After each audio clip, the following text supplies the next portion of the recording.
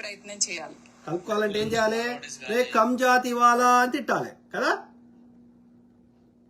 మూతికి ముంత కట్టాలి, ముట్టికి చీపురు కట్టాలి, దేవదాసి చేయాలి. అవునా కాదా? రోడ్లు ఇప్పటికి ఎవరు ఉడతారే? ఒక్క బాపని తుడుస్తుంది. దొంగ ముండ. గుజరాతీలు రాజస్థానీలు వచ్చి అన్ని బిజినెస్ లో ఎంటర్ అవుతున్నారు, మమ్మల్ని బిజినెస్ చేసుకొని ఇస్తలేరు, వాళ్ళ డామినేషన్ పెరిగిపోతుందని అంటున్నారు వాళ్ళు. ఇట్లాంటి పిచ్చి పిచ్చి లొల్లుల్లో పడిపోయి దానికి పిచ్చి పిచ్చి లొల్లి అంట. తెలంగాణ ప్రజల వ్యాపారాలు సంకనాకపోతే దానికి పిచ్చి పిచ్చి లొల్లి అంట. ఎంత అన్యాయం ఇది. అంటే తెలంగాణ కొమట అయినా బతకొద్దా? తెలంగాణలో ఒక రెడ్డి అయినా బతకొద్దా? ఒక మాదిగా అయినా బతకొద్దా? వీళ్ళు వ్యాపారాలు చేసుకోవద్దా?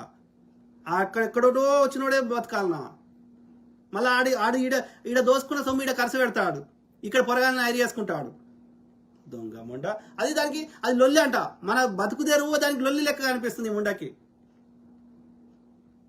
సిగ్గులేని లంజ ముండ.